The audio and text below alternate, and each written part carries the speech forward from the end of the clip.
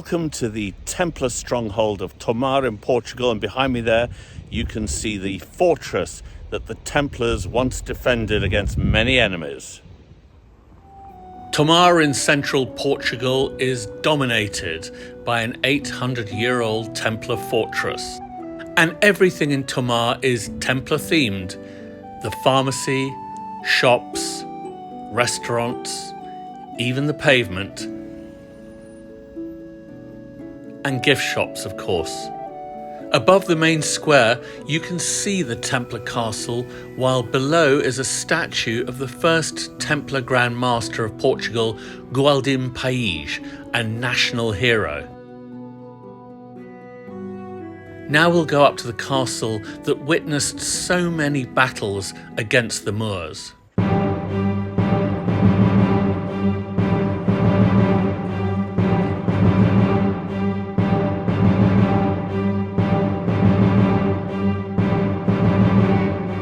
Welcome to Tomar in Portugal, once a centre of Knight Templar activity.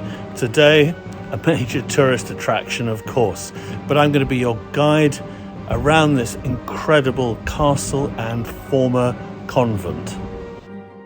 This is how a Templar knight would have entered the well-protected military complex. The paved slope here was a Moorish invention that made attack that much harder. Going through the main gate, we now enter what would have once been a bustling Templar fortress. Gates like this had to be guarded against invaders who might arrive at any time.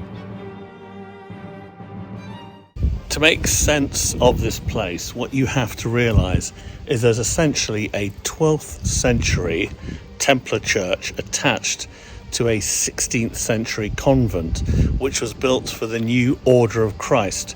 Though, of course, the Order of Christ was just the Knights Templar rebranded by the Portuguese king. On the left, you can see the 12th century Templar tower, and on the right, the later convent of the Order of Christ. Now we enter the Templar Tower, the so-called Charola. This is where the Knights Templar prayed in a space that imitated the shape of the Holy Sepulchre Church in Jerusalem, the most holy place in Christendom, the site of the crucifixion and burial of Jesus Christ. The knights possibly prayed on horseback, while the chaplain preached in the middle.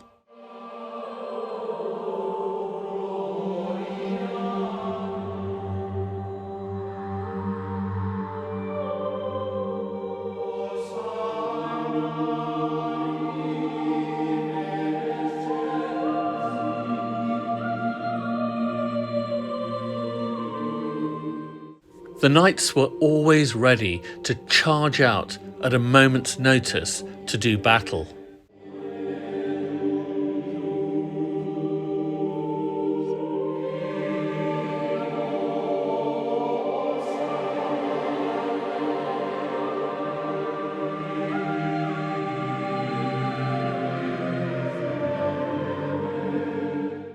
In 1307, the Pope, backed by the King of France, demanded that the Knights Templar be disbanded, but Portugal kind of dragged its feet a bit on the issue until eventually the pressure grew and the King of Portugal was forced to take action.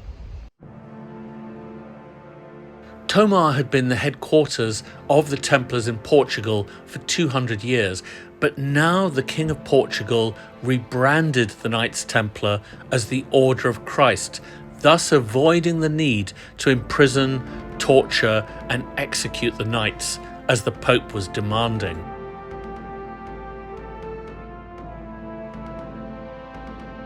The Order of Christ continued to be based at Tomar and would play a leading role in the Portuguese Age of Discovery, adventurers who travelled as far as Brazil, Southern Africa, and even Japan.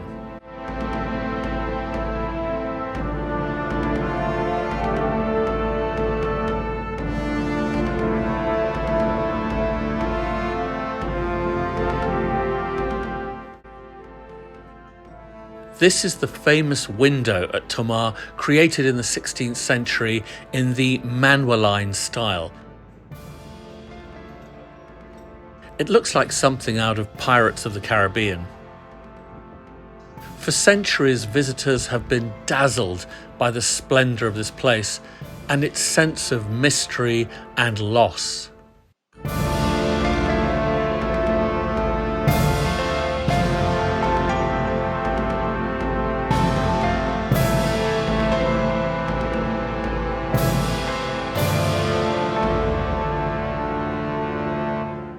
Now I'm walking along the battlements here of the Templar fortress in Tomar, and this is where the Templars would have looked out to see if the enemy was coming, or whether they would have had to have done battle, and they did, by the way. 800 years ago, Tomar was in the front line between Christian Europe and the global Muslim Caliphate. The Templars were the shock troops of the kings of Portugal, and they had to hold that line.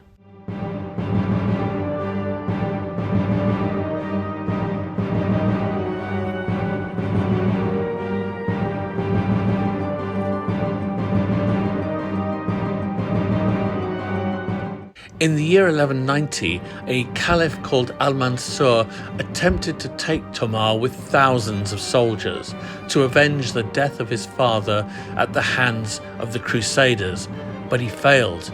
The Templars were victorious.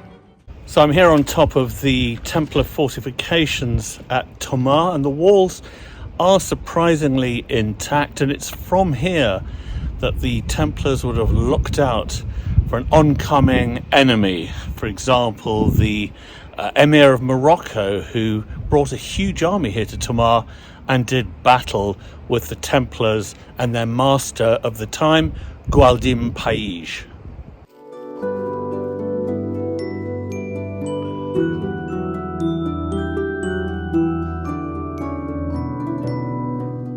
Knights Templar and later members of the Order of Christ not only lived but died here at Tomar. Their gravestones are emblazoned with familiar emblems, including the Templar cross and the 5-pointed star that we see at many Templar sites. Well, I hope you've enjoyed that guide to Tomar. If you've got any questions, then please send them in, or any comments. Until next time, goodbye for now.